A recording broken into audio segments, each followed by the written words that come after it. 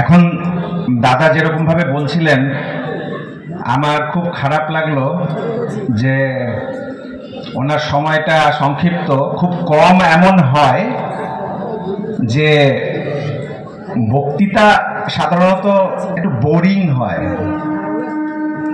বসে বসে শোনা, অনেক সময় ঘুম পায়, হাই তোলে মানুষ, এসব কিছু হয়। খুব কম এমন হয় যে ঘুম ভাঙিয়ে দেয়, শুনতে ইচ্ছা করে যেন শেষ না হোক। আর এটাই আমার সাথে হচ্ছিল, আমার আজকে মনে হচ্ছিল যেন এটাই শুনতে থাকি। উনি এত সুন্দরভাবে কথাগুলো বলছিলেন, কিন্তু যাই হোক সময়।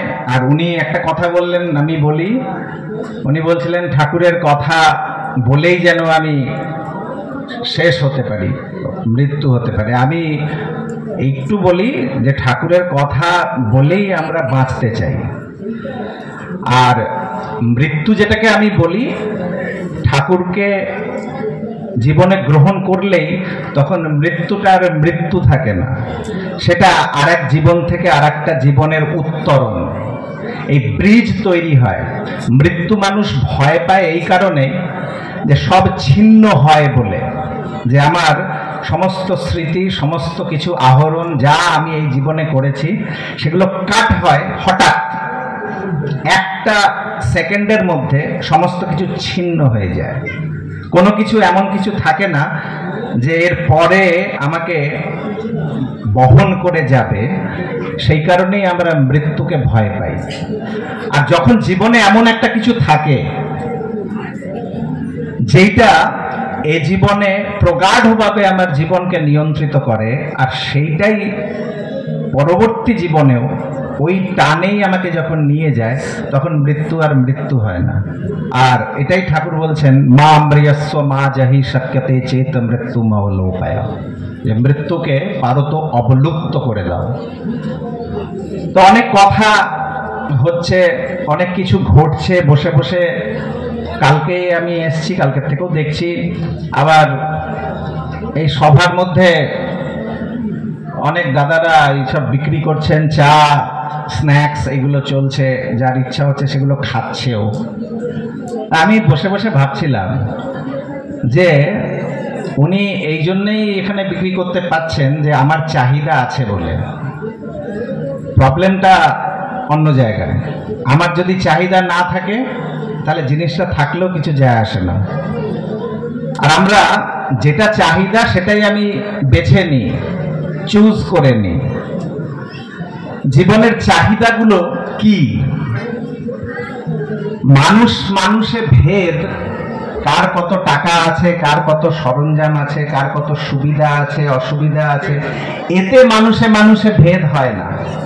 মানুষে মানুষে ভেদ হয়েছে কে কি চায়, আমার জীবনের চাওয়াটা কি, এই চাওয়ার উপরেই মানুষে মানুষে ভেদ হয়েছে। একটা ছোট্ট ঘটনা, অনেক ঘটনা ছোট ছোট শুনছিলাম, আমারও একটা ঘটনা মনে পড়লো। আর আমার মনে হয় এটা একটা হিন্দি টেক্সটে পড়েছিলাম স্কুল লাইফে, তখন বুঝিনি ঘটনাটা, তখন একটা পড়া হিসেবে, সিলেবাস হিসেবে পড়েছি। পরবর্তীকালে বুঝেছি যে জীবনের সাথে কি করে যুক্ত সেই ঘটনা। একটি মা, বিধবা, বিভিন্ন বাড়িতে কাজ করে তার জীবন যাপন হয়। একটি ছেলে, তার ছোট্ট ছেলে, সে কোনো রকমে আর কি ওই 2-10 টাকা উপার্জন করে ছেলেকে পড়াশোনা করানোর চেষ্টা করছেন, কিন্তু অত সরঞ্জাম নাই। ওই গ্রামেরই 2-3 মাইল দূরে একটা জায়গায় মেলা বসেছে। ঠিক এরকমই এটাও এক ধরনের মেলাই, বিভিন্ন জিনিস ঘটছে এই মেলাতেও। কোথাও ওই সিট অ্যান্ড ড্রয় কম্পিটিশন হচ্ছে, পারিতোষিক নেবার জন্য কেউ ওখানে লাইন দিয়েছেন, ওখানে আনন্দবাজারে প্রসাদ হচ্ছে, কেউ ওইখানে যাচ্ছেন। আবার কিছু মানুষ এখানেও বসে আছেন এই জায়গাটা। তো সেরকমই একটা মেলা 2-3 মাইল দূরে ঘর থেকে সবাই যাচ্ছে, গ্রাম থেকে বহু বাচ্চারা দলে দলে সবাই যাচ্ছে। এই যে ছোট বাচ্চাটা, এরও খুব যাওয়ার ইচ্ছা। ওর বন্ধু বান্ধবরা সবাই বলছে চল চল, ও আর যাচ্ছে না। কারণ ওই মেলায় যাব কি, কোনো পয়সা নাই, কিচ্ছু নাই, গিয়ে কি করব, তাই ও যায় না। মা ওর এসে হঠাৎ বলে, এই তুই যাবি না? না আমার যাবার নেই। বল নেই নে। তাকে ডাকলেন, হাতের মধ্যে 3 টাকা, মানে 3 কড়ি, 3 কড়ি ওই হাতে দিয়ে, যা তুইও যা, আর তোর যা ইচ্ছা হবে আনন্দ করবি, খাবি দাবি, ঘুরবি, তুই যা। সেই 3টে কড়ি হাতে নিয়েই সে কি আনন্দ বাচ্চাটার, 3টে কড়ি পেয়েছি। সাথে সাথে সে ছুট মারলো, বন্ধু বান্ধবরা এগিয়ে গেছিল, তাদের সাথে যোগ দিল, মেলায় পৌঁছালো। এবার সে ঘুরে বেড়াচ্ছে চারিদিকে, বন্ধু বান্ধবরা ঘুরে বেড়াচ্ছে। প্রথমেই গিয়ে দেখে ওই দোলনা, এই যে মেরি গো রাউন্ড এরকম ভাবে ঘোরে, সব বাচ্চারা ওখানে টিকিট কিনছে ঢুকছে, টিকিট কিনছে ঢুকছে। সেও গেছে, সে গেছেই বলেছে যে কত পয়সা টিকিট? তো বলছে 1 কড়ি। তো সে হাতের মধ্যে, এই যে ওর কাছে 3টে কড়ি আছে, 3 টাকা, আর 1 টাকা ওখানে দিতে হবে। সে একবার টাকা দেখে আর একবার দোলনাটা দেখে, একবার টাকা দেখে একবার দোলনা দেখে। করতে করতে ভাবছে যে দোলনাতে তো ওই 2-4 মিনিট ঘুরবে, তারপরেই আবার নেমে যেতে হবে। এই 1 কড়িটা এখানে নষ্ট করব না, থাক। ওর সব বন্ধু বান্ধব বলছে, কিরে চল আয়, প্রলোভন দিচ্ছে, টেম্পটেশন আছে সামনে। কিন্তু বললো যে না, সে একবার ওই 3 কড়ি দেখে আর দোলনা দেখে। বললো না থাক, এগিয়ে চলে গেল। কিছু দূর যাবার পরেই দেখছে যে এটি খেলনার দোকান, নানা রকমের মাটির মন্ত্রী, রাজা, ঘোড়া এসব বিক্রি হচ্ছে।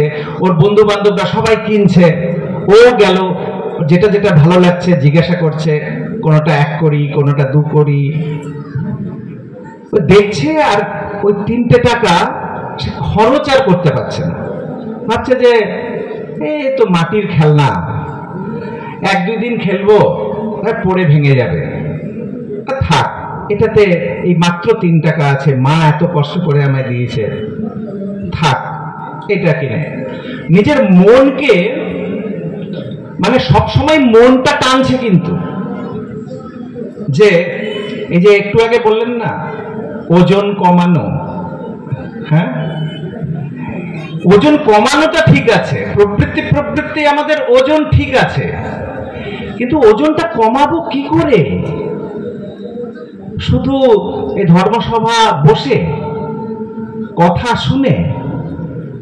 এই কয়েকদিন আগে আমি নৈহাটি ভাটপাড়ায় ছিলাম, 22 তারিখে। আমি ওইখানে প্রত্যেকবারই তাদের সাথে এমন ভালোবাসা আছে, আমাকে যেতেই হবে, আমাকে যেতেই হয়। আমি দাঁড়িয়ে প্রথমেই জিজ্ঞাসা করলাম, আচ্ছা আমি তো প্রত্যেকবার এখানে আসছি, গতবার আমি কি বলেছিলাম? আশ্চর্য হবে, কেউ বলতে পারছে না গতবার আমি উৎসবে এসে কি বলে গেছি, বলতে পারছেন না। পরবর্তীকালে একটি মেয়ে, মানে কৃষ্ণপ্রসন্ন ভট্টাচার্য, কেষ্টদার নাতনির মেয়ে,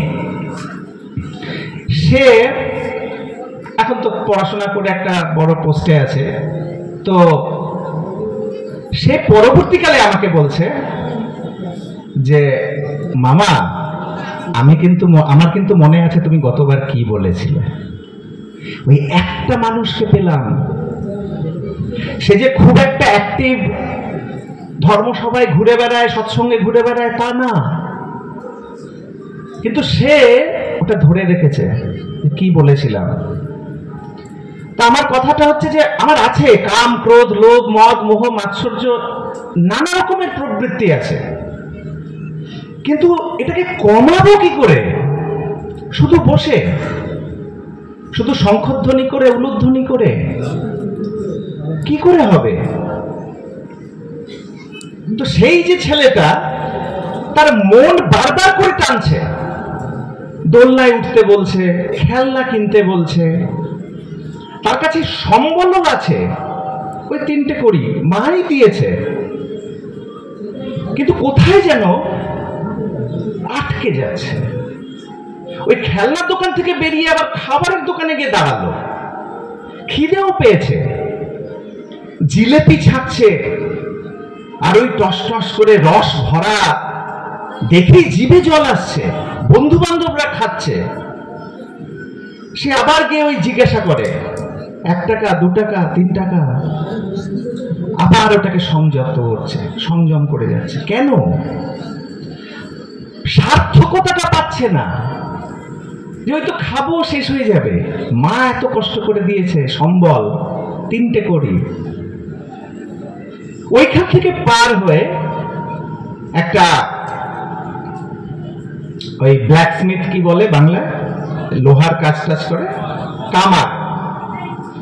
কামারের একটা দোকান, সে নানা রকমের সরঞ্জাম সে বিক্রি করছে। ওইটাতে দাঁড়িয়ে সে অনেক জিনিস দেখতে দেখতে হঠাৎ দৃষ্টিতে পড়েছে একটা চিমটে মানে ওই রুটি আগুন থেকে যে বের করা হয়, চিমটে বলে তো নাকি বাংলা, ওই চিমটে, ওইটার উপরে দৃষ্টি পড়েছে। আর ওই চিমটেটা দেখেই তার মস্তিষ্কে হঠাৎ একটা দৃশ্য ভেসে আসলো। কি দৃশ্য? না, আমার মা বাড়িতে ওই কাঠের উনুনে কাঠি ফাটি এগুলো জোগাড় করে এসে যে রান্না করে, ওই রুটিটা যখন সেঁকে, বাড়িতে চিমটে নাই, মা ওই রুটিটা যখন নাবায়, হাতটা মাঝে মাঝে মার পুড়ে যায়। এই চিমটেটা যদি হতো তাহলে মার হাতটা পুড়তো না। জিজ্ঞাসা করে, এই চিমটের কত মূল্য? সেই দোকানদারটা বলে 3 কড়ি, 3টে টাকা। হাত থেকে ওই 3 কড়ি, একবারও মনে কোনো প্রশ্ন না, কোনো হেজিটেশন নাই, কোনো দ্বিধা নাই, সে সাথে সাথে দিয়ে দিল, দাও। আর ওইটা নিয়ে সে চলে আসলো। রাস্তায় কত ছেলেরা, বাচ্চারা, তুই এটা কিনেছিস, এই দেখ আমরা খেলনা, এই সে আবার প্রবোধ দিচ্ছে যে দেখ তোর খেলনা তো, আয় আমার এই চিমটে দিয়ে দেখি কার শক্তি বেশি, একটা বাড়ি মারবো তোর খেলনা ভেঙে যাবে। এইসব দিয়ে মানে পরিবেশটাকে বলছে যে তুমি ঠিক করোনি।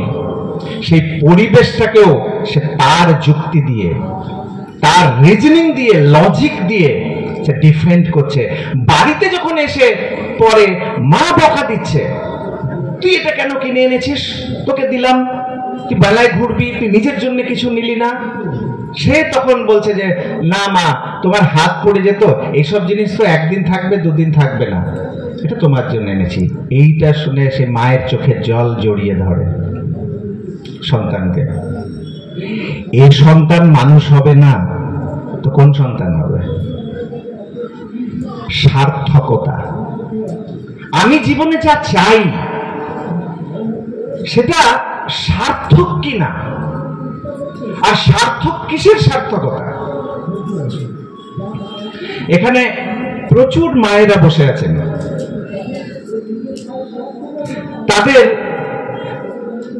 মানে একটা ছেলে, ঠাকুর বলতেন না, ঠাকুর বলতেন যে আমি যখন একদিন দেখলাম একটি পাশের বাড়ির মেয়ের সন্তান হয়েছে, ছেলে, তখন বলছেন যে মাতৃজাতির উপরে আমার শ্রদ্ধাটা যেন আরো বেড়ে গেল, যে মা, স্ত্রী এমন একটা, যে তার পেটে ছেলেও জন্মায় আবার মেয়েও জন্মায়। ছেলেকেও সে ধারণ করে, মেয়েকেও সে ধারণ করে। তাহলে এই যে মাতৃজাতি, মাতৃত্ব একটি খুব রিয়েল লাইফ ঘটনা। এই যে বলছিলাম যে সভায় আছি, আমার মাথায় ওনার ওই বক্তব্য বারবার করে ঘুরছে যে ওজন কমানো, ওজন কমানো। কিন্তু কি করে কমবে ওজন? কথায় শুনে। একটা ঘটনা, আমি নাম ধরছি না যেহেতু একটা পাবলিক মিটিং, তবে আপনারা বুঝবেন 94-এ যারা ওই সময় ছিলেন, মিস ইউনিভার্স হয়েছিল আমাদের ভারতের থেকে একজন 94-এ। সেই ভারতের সেই নারী, আমার মনে আছে তাকে 3টে কন্টেস্টেন্ট ছিলেন লাস্টে, মানে ফার্স্ট হবে এবং ফার্স্ট রানার আপ আর সেকেন্ড রানার আপ, এই 3 জন। একই প্রশ্ন 3 জনকে করা হয়েছিল, একই প্রশ্ন। উইনার হয়েছিলেন সেই ভারতীয় স্ত্রী। কি প্রশ্ন ছিল? নারী জীবনের সার্থকতাটা কি? একটি নারী জীবনের মানে মিনিংফুলনেস অফ হার লাইফ, জীবনের সার্থক কিসে?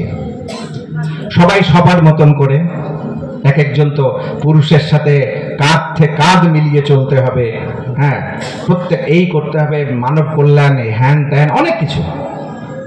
আমাদের দেশের যে কন্টেস্টেন্ট ছিলেন উনি বলেছিলেন একটি নারী জীবনের সার্থকতাটা হচ্ছে মাতৃত্ব, মা হওয়া। মা পরবর্তীকালে তার জীবনে তিনি মাতৃত্বটা সেরকম ভাবে কিন্তু গ্রহণ করেননি, যেই প্রসেসে যাবার কথা। কিন্তু এই বিশ্ব সুন্দরীর মুকুটটা কিন্তু তার মাথায় এসেছিল যেই কথা দিয়ে, সেই কথাটা তার জীবনে সেরকম ভাবে রূপায়িত হয়েছে। অন্যরকম ভাবে মাতৃত্বের যে প্রকাশ হয়, কিন্তু প্রাকৃতিক ভাবে, ন্যাচুরাল ভাবে শরীর মন দিয়ে যে গ্রহণ করা, সেটা হয়ে ওঠেনি। তো এনিওয়ে, ঠাকুরের কথাটাও তাই। তো সেই মা, একটি স্ত্রীর জীবনটাকে যদি দেখি, আমার মনে হয় ঠাকুর হচ্ছেন এই জন্যেই আমাদের জীবনটাকে এমন করে দিয়েছেন না, যে যেখানেই দেখিবে ছাই উড়াইয়া দেখিও তাই। উড়াতে হবে কিন্তু, আর পাইলেও পাইতে পারো অমূল্য রতন। তবে অমূল্য রতন ছাড়াও তো অনেক কিছু থাকে। তাহলে অমূল্য রতন পাইতে গেলে তো অমূল্য রতনের সম্বন্ধে অবগতি হওয়া চাই। আমি যদি অবহিত না হই, আমি যদি জানি না যে অমূল্য রতন কি হয়, তাহলে ছাই উড়িয়ে ওই অমূল্য রতন ছেড়ে দিয়ে আবর্জনাও তুলে নিতে পারি। কিন্তু সেই জন্য শুধু এটা বললে হবে না যে যেখানেই দেখিবে ছাই উড়াইয়া দেখিও তাই।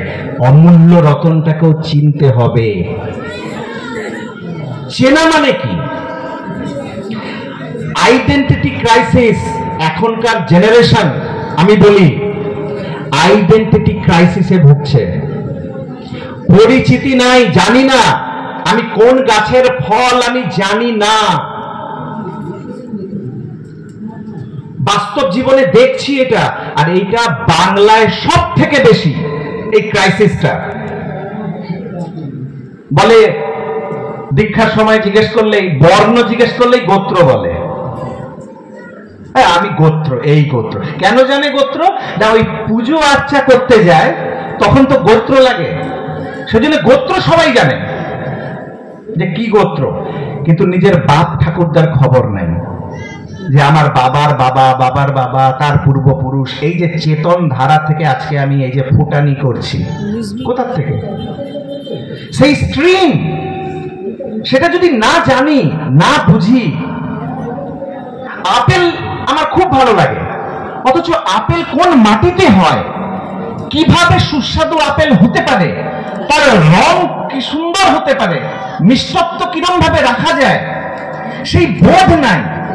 শুধু আপেল ভালো লাগলেই আপেল হয়। আর সেই একটি মেয়ে, সেও নিজেকে চেনে না। মা বলছে, এই সারা রাত জাগিস, সকালে উঠিস না, দেরি অবধি ঘুমাস, রাত্রে তাড়াতাড়ি ঘুমাবি, শোনে না। বলে যে সময় মতন খাবি, শোনে না। উচ্ছৃঙ্খল জীবন একটা মেয়ের। মার সাথে প্রত্যেক দিন বচসা হয়, আর ও হ্যাঁ হু করে হয়তো একটু কানমলা চর্চা করো, খেলো, হয়তো একটু গর্হিত কিছু হলো, আর শোনে আর না। সে ওরকম ওয়েওয়ার্ড লাইফ, উচ্ছৃঙ্খল জীবন যখন চলছে। আর ওই করতে করতেই তার বিয়ে হয়ে গেল। এবার বিয়ে হয়ে গেল তো শ্বশুর বাড়িতে গিয়ে কি আম জাম হয়ে যাবে? ওই একই চলছে। এতদিন মায়ের ভেতানি খেত, এরপরে আর এক মায়ের ভেতানি খাচ্ছে, শাশুড়ি মা। আর ওইখানে ওই প্রত্যেক দিন শাশুড়ির কাছে ভেতানি, পুজোর ঘরে উঠিস না, পুজোর ঘরে পরিষ্কার করিস না, এই করো না, এই করো না, বৌমা এই করছে, এই করছে। আর ও এই কানে শোনে, এই কানে বের করে চলছে জীবন, এই উচ্ছৃঙ্খলতা। হঠাৎ একদিন ডাক্তারের কাছে গিয়ে জানতে পারলো কনসিভ করেছে, সে প্রেগনেন্ট হয়েছে, গর্ভবতী হয়েছে, আরেকটি সত্তা এসে স্থান নিয়েছে। ডাক্তার বলে দিল যে এই করতে হবে, কিন্তু মানে ওই সন্তানটার উপরে কুপ্রভাব পড়বে।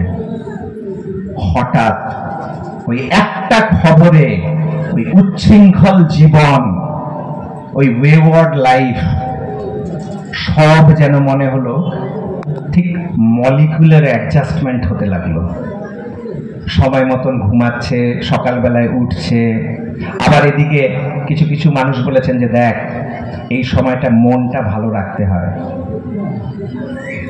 ঈশ্বরের কথা চিন্তা করতে হয়, ভালো ভালো বই পড়তে হয়, তাহলে ওই যে গর্ভে যে সন্তানটা আসছে সে মানুষ হবে। এই সমস্ত কিছু তার মাথায় ঘুরপাক খাচ্ছে, আর পুরো জীবনটাকে সে নিয়ন্ত্রিত করে নিল, খাওয়া দাওয়া সব কিছু। এবার এই সমস্ত করে যখন এই 9 মাস, এটা কিন্তু not the matter of joke, 9 মাস ওই ভার বহন করা। যিনি মা বসে আছেন তারা সবাই জানেন, আর যিনি মা হবেন তার জানার দরকার। আর যারা যারা সেই মাতৃদেবীর সুবাদে এই জীবন পেয়েছি, স্ত্রী পুরুষ নির্বিশেষে, তাদেরও এটা বোধে আনা দরকার যে এই 9 মাস যে বহন করা, এটা মোটেই সুখকর নয়, এটা মোটেই সুখের না, আরামের না। আর জন্ম যখন দেন, আমি প্রাকৃতিক জন্মের কথা বলছি, এই পেট কেটে না, সিজারিয়ান না, নর্মাল ডেলিভারি যেটা হয়, সেই ব্যথা, একটি পুরুষ মানুষের যদি সেই ব্যথা হয়, সে সহ্য না করে অজ্ঞান হয়ে যাবে। বিজ্ঞানের ভাষায় বলে ব্যথা মেজারমেন্ট করার একটা ইউনিট আছে, যেরকম ওজন মেজারমেন্ট করার ইউনিট হচ্ছে কিলোগ্রাম, ডিস্টেন্স হচ্ছে মিলিমিটার, মাইলস, কিলোমিটার, সেরকমই ব্যথা মেজার করার একটা ইউনিট আছে। আমি জানি না এখানে কেউ জানেন কিনা, ব্যথাটাকে মেজার করে, সেটা হচ্ছে ডোল, DOLE, ডোল। 1 ডোল, 2 ডোল, 3 ডোল। একটি মানুষ 8-9 ডোল অব্দি আস্তে আস্তে সেন্সলেস হয়ে যাবে, সহ্য করতে পারে না। আর ওই জন্ম দেওয়ার সময় 9 থেকে 10 ডোলের ব্যথা হয় সেই মায়ের। সেই বেদনা, সেই ব্যথা সে হাসি মুখে গ্রহণ করে। কেন? ইংরেজিতে একটা লাইন আছে, the greatest joy of this world, the greatest joy of this world comes from the greatest pain of this world. এই পৃথিবীর সর্বোত্তম আনন্দ মানুষ পায় এই পৃথিবীর সর্বোত্তম ব্যথা গ্রহণ করে, সেটাই প্রত্যেকটি মা গ্রহণ করেন। কেন না ওই মাতৃরূপ একটি মায়ের ডাক শুধু শুনবে।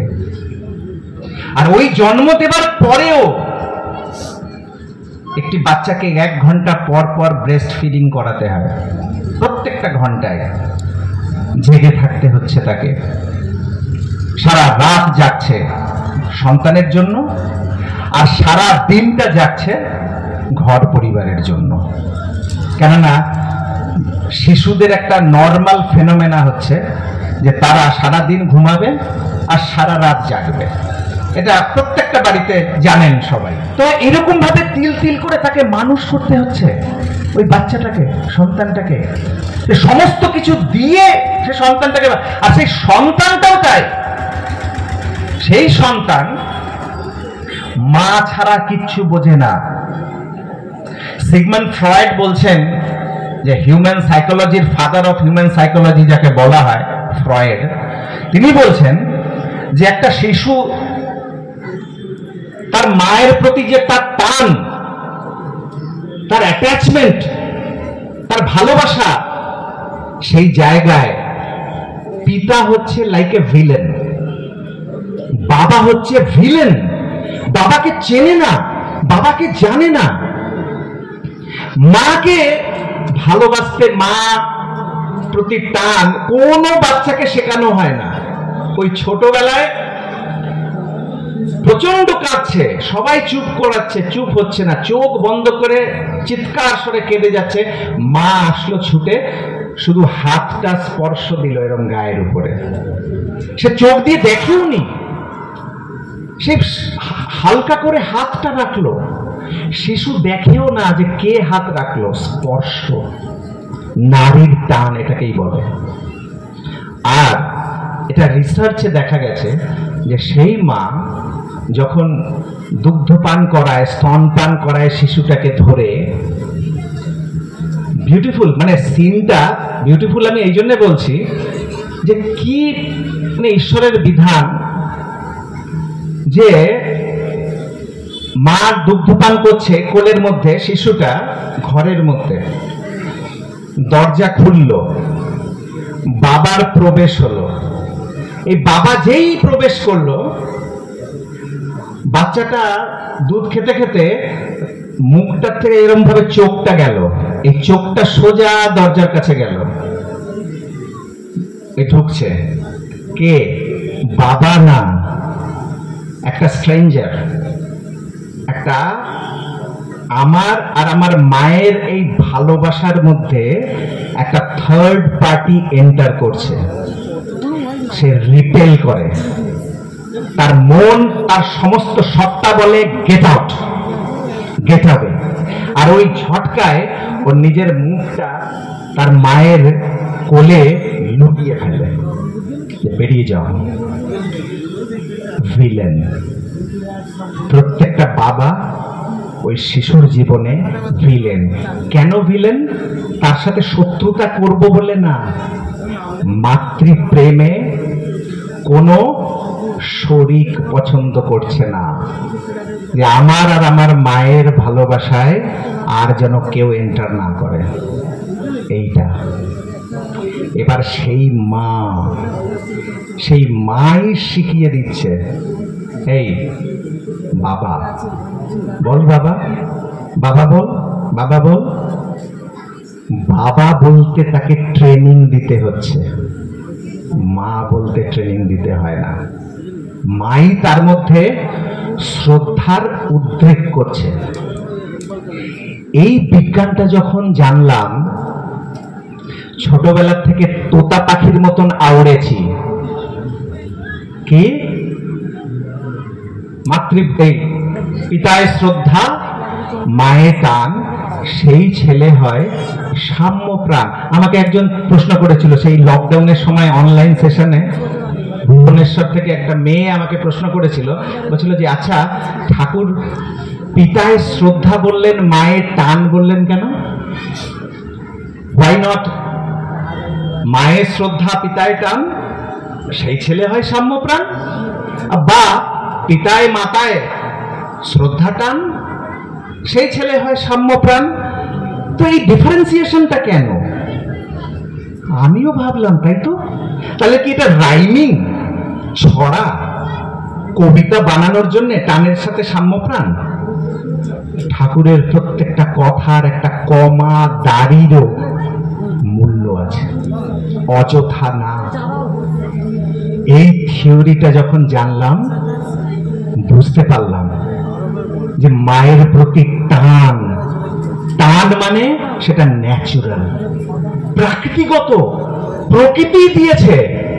মাতৃ প্রেম, এই টানটা ন্যাচুরাল। আর পিতার প্রতি টান নাই, ওই মা শেখাচ্ছে বলে আস্তে আস্তে শ্রদ্ধা জাগরণ হচ্ছে। ওই জন্য একটা কথা আছে না, সঙ্গাত সঞ্জায়তে শ্রদ্ধা।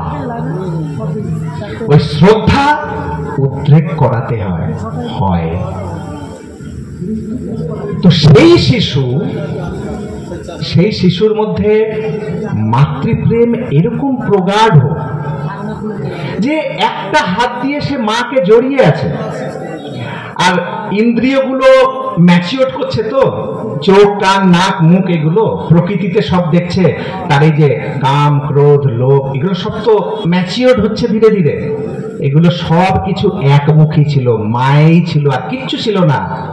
কিন্তু যখন এই টেম্পটেশন গুলো পরিবেশের মিশে যখন শুরু হলো, তখন সে কি করে, একটা হাতে মাকে জড়িয়ে থাকে, আর ওই একটা হাত দিয়ে খেলনা নেবে, খাবারের নেবে, সবকিছু নেবে। আর ওই দিতে গিয়ে, খাবার দিতে গিয়ে, খেলনা দিতে গিয়ে কেউ যদি চেষ্টা করে যে খেলার বাহানায়, খেলনার বাহানায়, খাবারের বাহানায় মায়ের কোল থেকে তাকে ছিনিয়ে নেবে, সে দুহাত দিয়ে সমস্ত ফেলে দিয়ে দুহাত দিয়ে মাকে জড়িয়ে ধরে। মাকে ধরে রেখে যদি এই সমস্ত পৃথিবী তুমি আমার হাতে দাও, আমি সমস্ত গ্রহণ করব, কিন্তু মা থেকে বিচ্যুত করে যদি তুমি আমাকে পৃথিবী দাও, এই সমস্ত পৃথিবী লাফ মেরে আমি আবার মায়ের কাছে চলে যাব। এই শিশু কল্পনা করা যেতে পারে, পৃথিবীর প্রত্যেকটা শিশু, এমনকি সেই পশুরও বাচ্চা যে এই হয়। কিন্তু আস্তে আস্তে যখন ম্যাচিউরিটি বাড়ে, বয়স বাড়ে, ওই শিশু তখন সব থেকে প্রথমে ঝগড়া করতে শুরু করে মায়ের সাথে। এটা খাবো না, ওটা খাবো না, তুমি এরকম করে যাওনি, তুমি এই করছো, তুমি এই বাধা দিচ্ছ। এই করে আস্তে আস্তে মায়ের সাথে তার দূরত্ব বাড়তে থাকে, দূরত্ব বাড়তে থাকে। নানা রকমের আকর্ষণে তখন তার জীবনটা, মানে ওই ওয়ান পয়েন্ট এজেন্ডা যে লাইফের ছিল, এটা মাল্টি পয়েন্টেড হয়ে গেছে। জীবনের ট্র্যাজেডি হচ্ছে এইটা, প্যাথেটিক অবস্থায় জীবন পড়ে এইটাই। ওই সুকেন্দ্রিকতাটা নাই, ওই এককেন্দ্রিকতাটা নাই, নানা রকমের আকর্ষণ তখন ছিনিমিনি খেলছে আমাদের প্রত্যেকের সাথে। একটা রথ যার 6টা ঘোড়া কি 7টা ঘোড়া, সে 7 দিকে চলেছে। ওই রথের কি অবস্থা হয়, আমাদের প্রত্যেকের মনের এই একই অবস্থা হয়। সেই জন্যে এই অবস্থা হবে বলে যেদিনকে আমার মাতৃদেবী, আমার মা জানতে পারলেন যে এই একটা এসে গেছে সত্তা। আর কি সত্তা? আর একটা হচ্ছে ট্র্যাজেডি হিউম্যান লাইফের।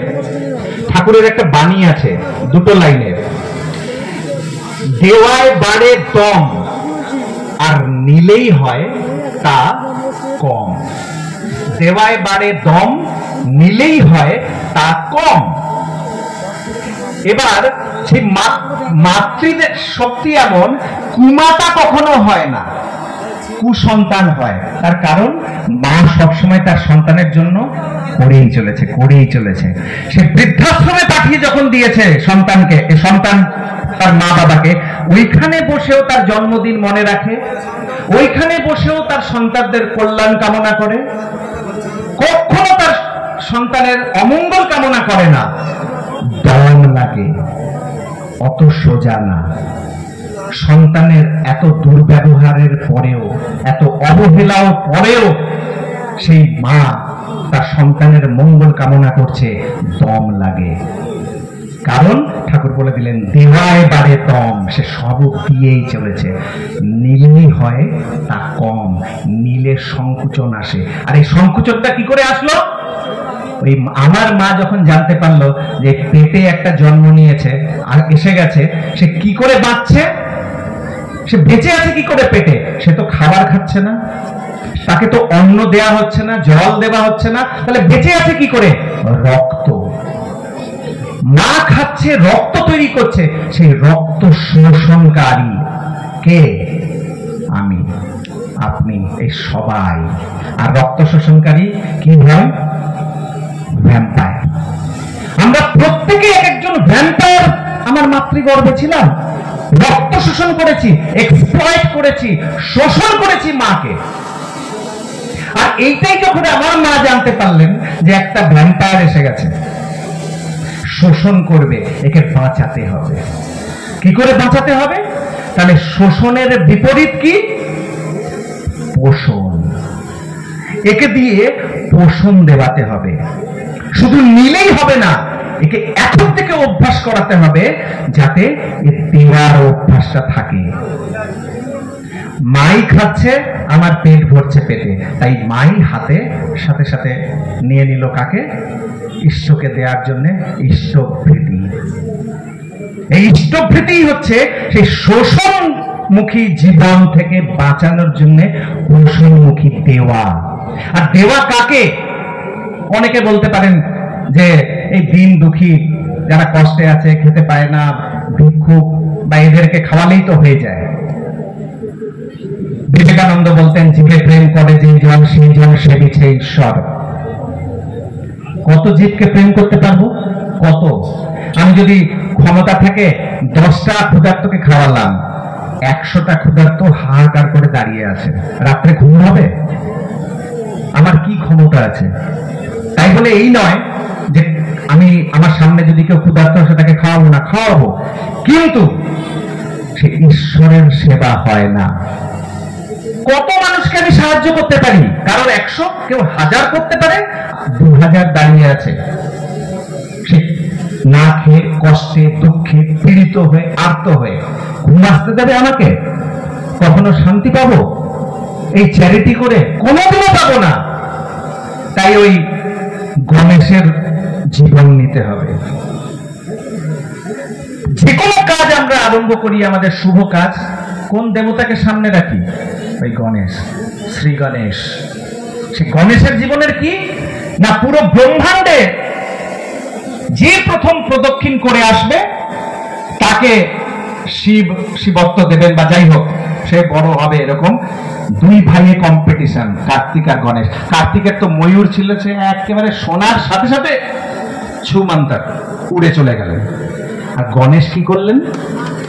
নিজের মা আর বাবাকে রেখে বলেন যে এইটাই আমার সম্পূর্ণ ব্রহ্মাণ্ড, এনাকে পূরণ করলেই, এনাকে পোষণ করলেই আমার সমস্ত ব্রহ্মাণ্ডকে পূরণ আর পোষণ হয়। কেন না? এই ব্যক্তিত্বই ঈশ্বর আদর্শ পুরুষোত্তম যে ব্যক্তিত্ব হন, যুগে যুগে আসেন, তাকে বলা হয় পুরুষোত্তম ব্যক্তিত্ব। মানেই হচ্ছে ঈশ্বর ব্যক্তিত্ব, মানেই হচ্ছে ধারণ পালন সম্বেগ সিদ্ধ ব্যক্তিত্ব। সমস্ত জগৎকে যার মধ্যে সেই বীজ আছে ধারণ পালন করার, সেই আবেগ আছে, সম্বেগ আছে। আর তাকে যখন আমি পূরণ করি, সেই ঈশ্বরকে, আদর্শকে, তখন আমার মধ্যেও সেই ধর্ম প্রতিষ্ঠা হয়। যে দাদাটি বলছিলেন যে মাটি সমস্ত রকমের গাছকে ধরে আছে, তাহলে সেই ধর্ম যখন প্রতিষ্ঠিত হয় আমাদের জীবনে, তখন আমরাও পারিপার্শ্বিকে সমস্ত কিছু ধরে রাখতে পারি। তাই আমার মা সেই প্রথম দিনই, যেদিন শোষক জীবন আমার শুরু হতে চলেছে, সেই প্রথম দিনই আমার পোষণের অভ্যাসটা করতে শুরু করলো। আর যখন জন্ম গ্রহণ করলাম, ভূমিষ্ঠ হলাম, কিছুদিন পর যখন চোখ কান নাক ফুটলো, হাত পা নড়লো, একটু বুঝতে শিখলাম, আমার হাতে ধরিয়ে দিল, প্রথমে নিজের জন্য না, আগে ঈশ্বরের জন্য ভাবো, আগে তোমার ইষ্টের জন্য ভাবো, তাকে পোষণ দাও, তাকে পুষ্টি দাও, তারপরে তুমি নিজে। আর এই যে জীবনটা, এই মার দ্বারা যে ডিফাইন্ড হয়ে যাচ্ছে, ওই এককেন্দ্রিকতাটা, জীবনের শেষ মুহূর্ত অবধি বা তারপরেও যদি কোনো জীবন থাকে, ওই একটা সূত্র আমাকে বহন করে নিয়ে যায় জন্ম জন্মান্তরে। এটাই যদি মোক্ষ বলে যদি কিছু মনে হয়, তাহলে এইটাই। তাহলে সর্ব সমস্যার সমাধান যদি হয়, তাহলে এই একটা সূত্রে আছে, এই মাই ডিফাইন করে দেবে যে সন্তানের জীবন সামনে পরবর্তীকালে। তা না হলে এই সমস্ত আয়োজন, সমস্ত কিছু বৃথা হবে। ঠাকুর ওই জন্য বলতেন যে জীবনের মূল হচ্ছে বি কনসেন্ট্রিক, সুকেন্দ্রিক হতে হবে একটা পয়েন্টে।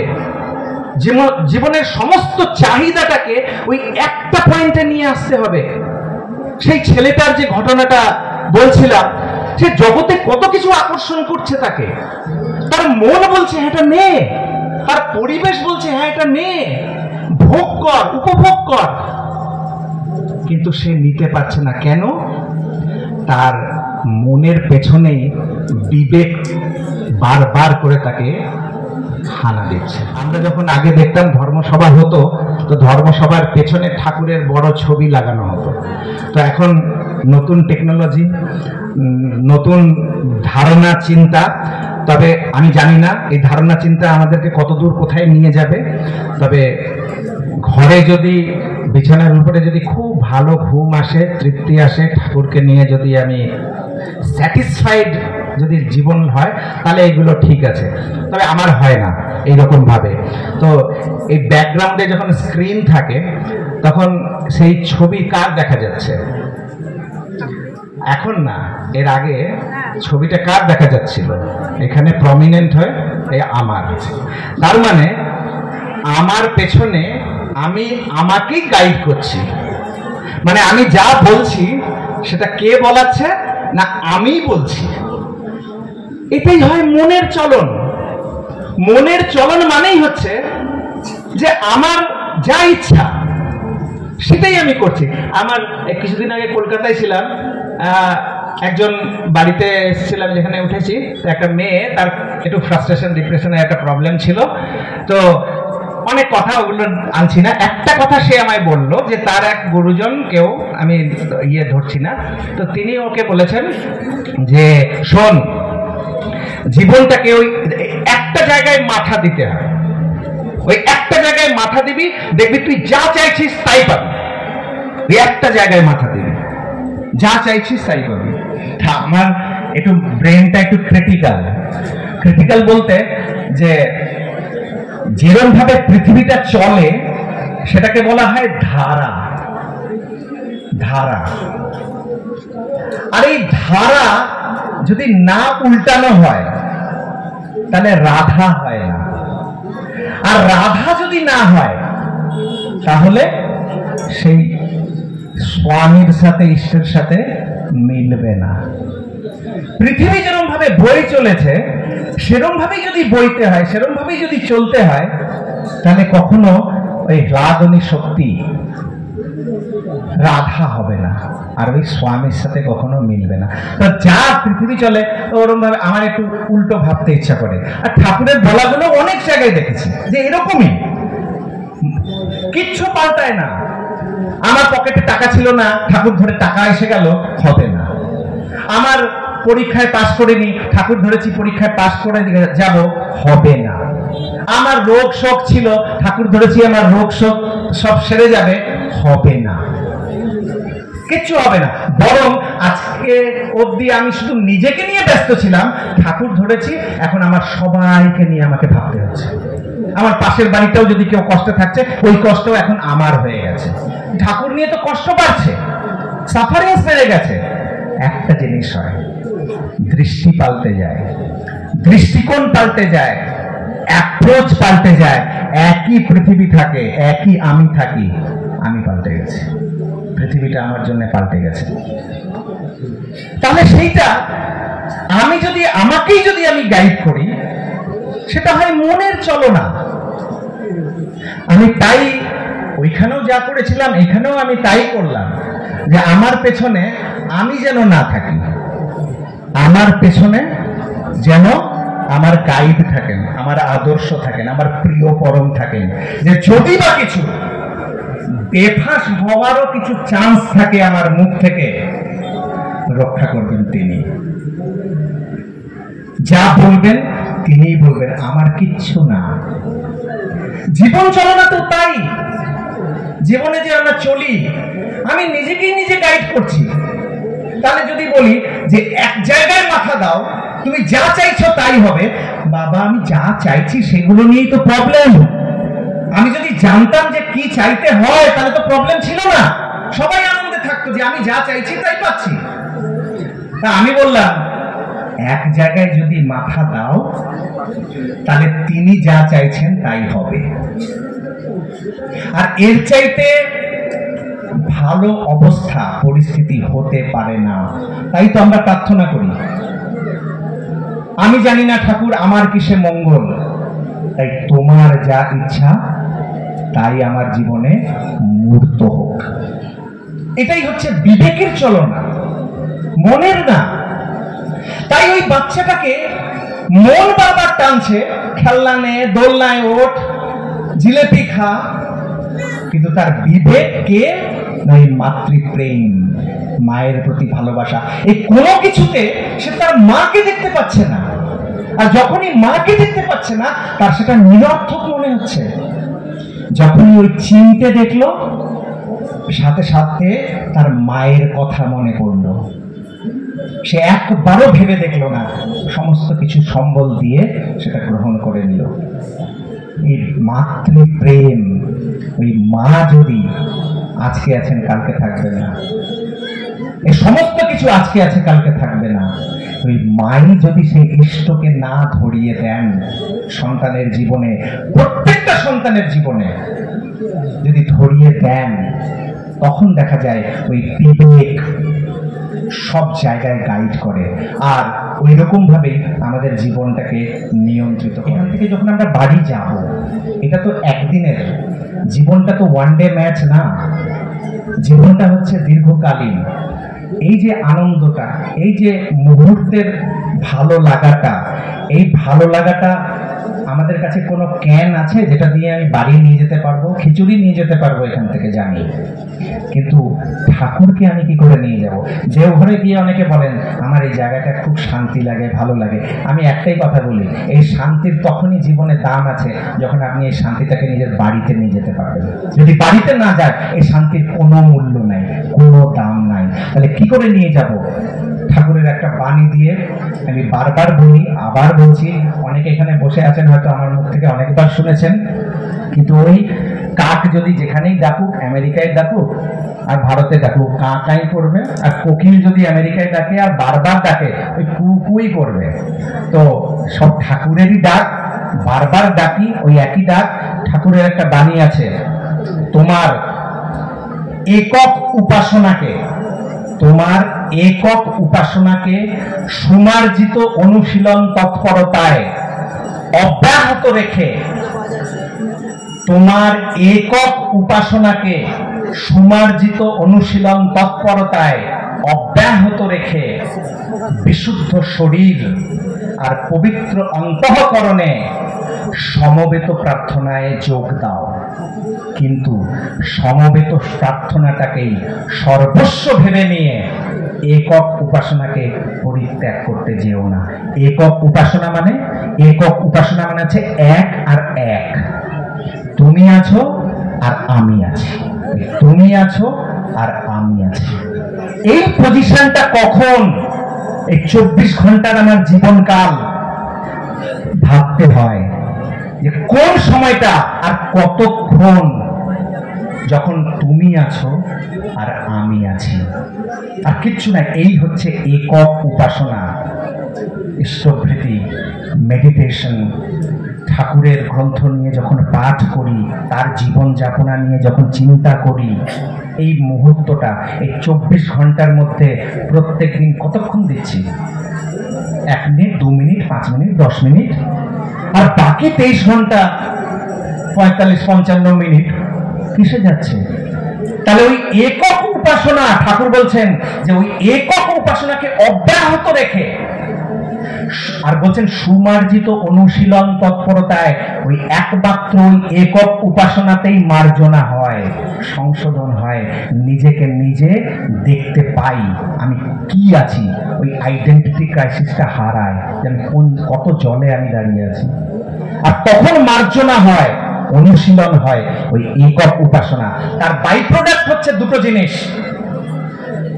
পবিত্র এই বিশুদ্ধ শরীর আর পবিত্র অন্তঃকরণ। এই শরীর আর মন নিয়ে আমি এই পরিবেশে আমি ঘুরে বেড়াই। এই শরীরের মনের মধ্যে যে কোনো একটা যদি ক্ষুণ্ণ হয়, আমার ভালো থাকা হয় না। টাইপ অফ স্যানিটাইজার আর মাস্ক। ঘরে থাকলে আমরা এসব করতাম না, কিন্তু যখনই পরিবেশের মধ্যে থাকতে হচ্ছে, এটাই আমাকে রক্ষা করছে। তো ওই করোনা ভাইরাস থেকে রক্ষা করার জন্য স্যানিটাইজার মাস্ক আছে, কিন্তু জীবনের যাবতীয় এই যে অসৎ প্রবৃত্তি, এই সব কিছু থেকে আমাকে রক্ষা কি করে করবে? তাই ওই একক উপাসনাকে ঠাকুর বললেন অব্যাহত রেখে, যদি বিশুদ্ধ শরীর হয়, বিশুদ্ধ মন হয়, তারপরে বলছেন সমবেততে যোগ দেওয়ার অধিকার জন্মাচ্ছে আমার। আর সমবেত মানে এই যে জড়ো হয়েছি, উৎসব করছি, আমি আমার বউয়ের সাথে আছি, আমি আমার বরের সাথে আছি, আমি সন্তানের সাথে আছি, বন্ধু বান্ধবের, এই সমস্ত কিছু হচ্ছে আমার সমবেত আচরণ। কিন্তু এই সমবেত আচরণে ঢোকার আগে ওই বিশুদ্ধ শরীর আর পবিত্র অন্তঃকরণে ঢুকতে হবে, নাহলে সমস্ত কিছু সর্বনাশ, নষ্ট হয়ে যাবে। প্রার্থনা করি আমাদের প্রত্যেকের জীবনে অন্তত এইটুকু নিয়ে যেতে পারি যে আমাদের ব্যক্তিগত সাধন, ঈশ্বরের সাথে সম্পর্ক, সেটা যেন কোনো রকমের ক্ষুণ্ণ না হয়, সেটার সাথে কোনো রকম যেন কম্প্রোমাইজ না হয়, আপোষ না হয়। কেননা আপোষ এটাতেই হয়। আজকে জিজ্ঞেস করতে পারি, বহু মানুষ এই উৎসবে যোগদান করছেন, যদি জিজ্ঞেস করি আজকে সকালবেলায় উঠে নাম ধ্যান করেছিলেন? না, আজকে তো উৎসব ছিল, কাজকর্ম এসব ছিল, আমি করতে পারিনি।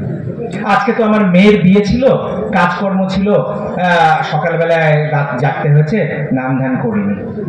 তাহলে দেখা যাচ্ছে যে আমার যা নিজের প্রয়োজন আছে, প্রত্যেকটা প্রয়োজনের জন্য আপোষ কার সাথে করছি?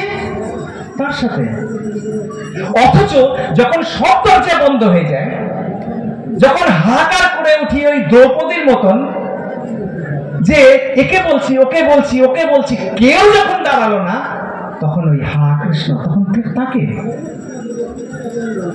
এইটা দেখতে হবে যে ঠাকুর যেন আপোষ না হন আমাদের জীবনে, সেটা যদি রক্ষা করে চলতে পারি। আর একটা জীবন, এই একটা জীবন, এইটা আমার দায়, এইটা ঠাকুর এই আয়োজন, এসব আমার জন্য।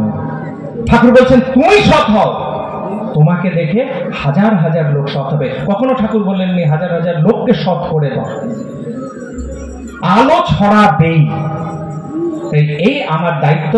এইটুকু রসদ যদি নিয়ে বাড়ি ফিরতে পারি, আমার মনে হবে যে এই আয়োজন সার্থক হবে। আপনারা সবাই ভালো থাকেন।